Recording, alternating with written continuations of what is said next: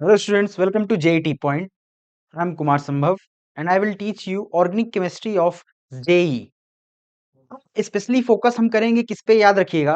अगर मैं बात करूं कि सिलेबस किसका, जेईई का सिलेबस, या फिर मैं बात करूं नीट का सिलेबस, तो 11th की जो सेकंड हाफ है, मतलब कि सेकंड पार्ट केमिस्ट्री है, वहां से अपनी स्टार्ट होती है from the chapter nomenclature.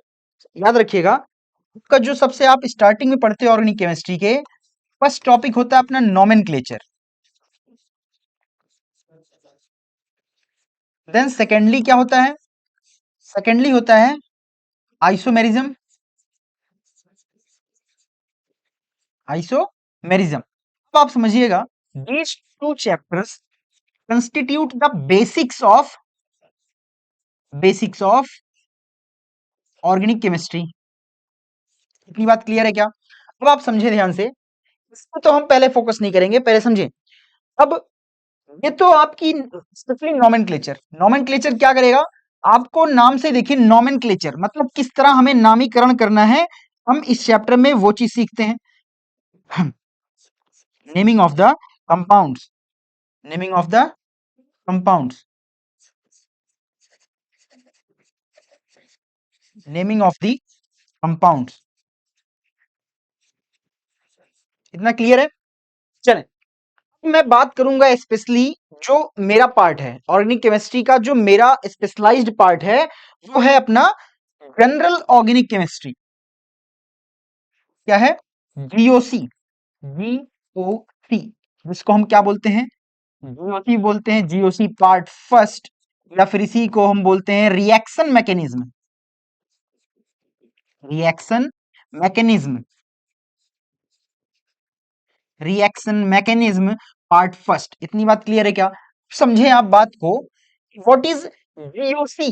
GOC stands for general organic chemistry.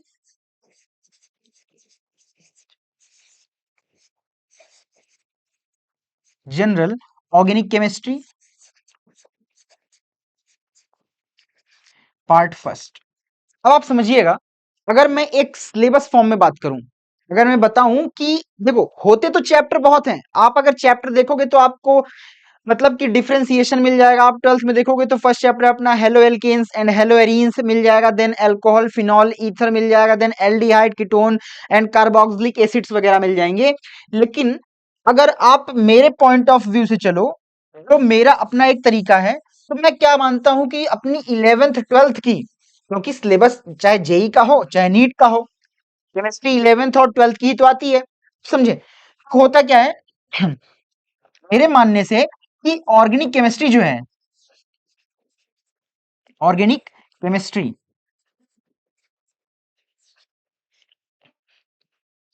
हमारे हिसाब से हम जो अपने तरीके से पढ़ाएंगे, उसमें अपना ऑर्गेनिक केमिस्ट्री में फर्स्ट चैप्टर होगा नॉमेनक्लेचर, सेकंड चैप्टर होगा अपना इसमें आइसोमेरिज्म, थर्ड अपना होगा, थर्ड क्या होगा? रिएक्शन मैकेनिज्म,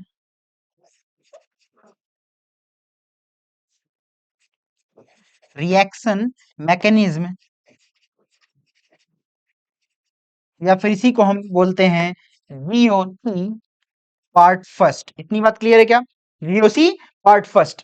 और लास्टली, लास्टली अपना हो जाता है क्या? लास्टली अपना आता है क्या? जीओसी, या फिर मैं बोलूं रिएक्शन मैकेनिज्म, रिएक्शन मैकेनिज्म,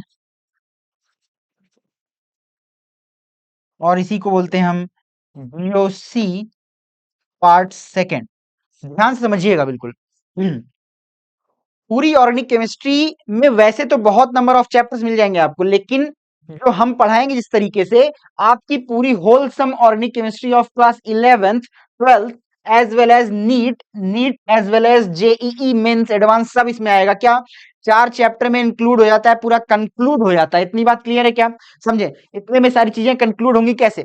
सबसे पहले नॉमेनक्लेचर, जो कि 11th क्लास का पार्ट है, मैं इसमें बता दूं कि नॉमेनक्लेचर में हम क्या पढ़ते हैं। नॉमेनक्लेचर में जनरली हम जानते हैं कि इस तरह कौन कौन से कंपाउंड्स को हम आईयूपीएसी नेम देते हैं, क्या उसका कॉमन नेम है। आईयूपीएसी स्टार्टिंग में जब मैं बताऊंगा तो मैं बताऊंगा वहां पे आईयूपीएसी क्या होता है, आईयूपीएक नाम क्या होता है, ये मतलब कि और क्या कॉमन नेम्स होते हैं उसमें, समझिएगा।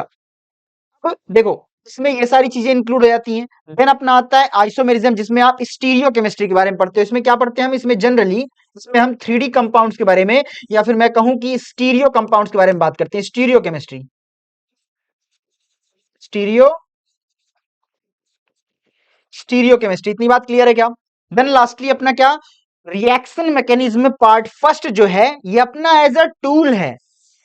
क्या है ये अपना टूल है जिसके हम क्या करेंगे, ऑर्गेनिक केमिस्ट्री की सारी रिएक्शनों को परफॉर्म कर सकते हैं। और हर कंपाउंड के बीच अगर रिलेटिव स्टेबिलिटी की बात करूं, या फिर मैं कह दूं कि उसमें उसके कार्ब कैटायन या फिर उसके कार्ब एनायन या उसके रेडिकल्स किस तरह स्टेबल हैं, किस तरह स्टेबलाइज करते हैं, और क्या क्या उसमें फंक्शनैलिटी है, क्या क्या उसमें नॉन फंक्शनैलिटी है, कहां पे वो न्यूट्रलाइज होगा, किस तरह वो रिएक्ट करेगा, किस तरह वो परफॉर्म करेगा, सारी चीज समझे। इसमें हम टूल्स के बारे में पढ़ते हैं, जिसमें हम इसमें इफेक्ट्स की मेनली स्पेशलाइज्ड फॉर्म में मैं इसमें इफेक्ट्स की बात करूंगा। जो इफेक्ट्स कंक्लूड या इंक्लूड होता है क्या बोल के कि इफेक्ट्स कितने तरह के, कौन सा कंपाउंड किसी भी कंपाउंड में अटैच होके अपना किस तरह का इफेक्ट शो करेगा। इफेक्ट के बेसिस पे हम डिवाइड करेंगे वहां पे कि कितने इफेक्ट्स हैं, उसको भी हम देखेंगे इसी चैप्टर में। जनरली एक एग्जांपल के तौर पे मैं बता दूं आपको, यहां पे स्टार्टिंग में इलेक्ट्रोमेरिक इफेक्ट जो होगा, या फिर मैं कह दूं आप यहां पे पढ़ोगे mesomeric effect, resonance effect, inductive effect, ये सारे इफेक्ट्स जो होंगे वो हमारा कंक्लूड करके इंक्लूड कर दूंगा इसमें क्या, रिएक्शन मैकेनिज्म, या फिर इसी को बोला जीओसी पार्ट फर्स्ट, बोले तो general organic chemistry part first. इतनी बात क्लियर है क्या। आपको आपके पास इस चैप्टर को पढ़ने के बाद सारे टूल्स मिल जाएंगे। सारे टूल्स बोले तो अपने पास सारे हथियार आ गए, समझो आपके पास सारे टूल्स आ गए। टूल्स आना ही इंपॉर्टेंट नहीं है, उन्हें चलाना भी आना चाहिए। क्लियर है क्या। तो यहाँ पे हम टूल्स के बारे में बताएंगे और कौन सा वेपन किस तरह काम करेगा यहाँ पे हम बताएंगे। इसका मतलब कि कौन सा कंपाउंड, कौन सा एलिमेंट किस तरह से बिहेव करेगा, किसके सामने किस तरह से बिहेवियर अपना शो करेगा, इस चैप्टर में सब कुछ इंक्लूड हो जाएगा। टूल्स के साथ साथ यहाँ पे हम पढ़ाएंगे हाउ दे परफॉर्म और how they show their effect, how they show their effect, how they show their effect. कितना इतना क्लियर है क्या।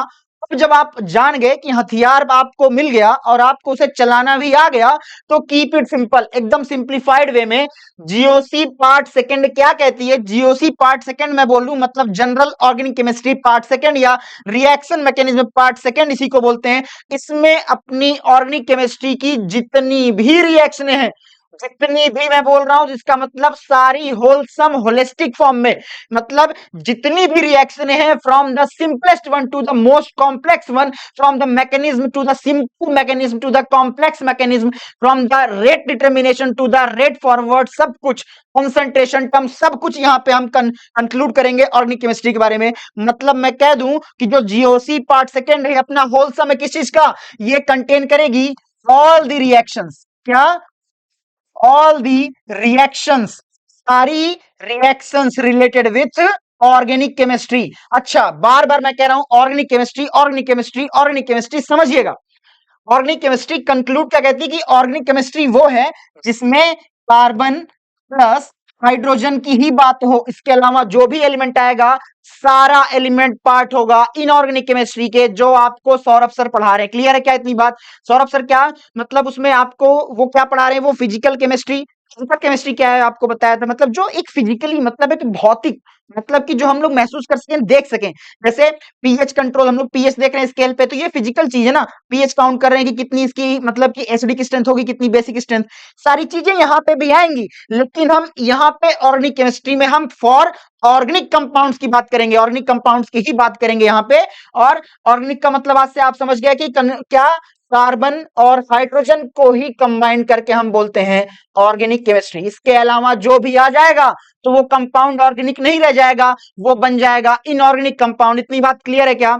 ये सारी चीजें हम कंक्लूड करेंगे, इस सब में इंक्लूड करेंगे। तो इतनी बात आप लोगों को क्लियर है। चलिए मिलते हैं आपसे फर्स्ट लेक्चर में, नेक्स्ट पार्ट में।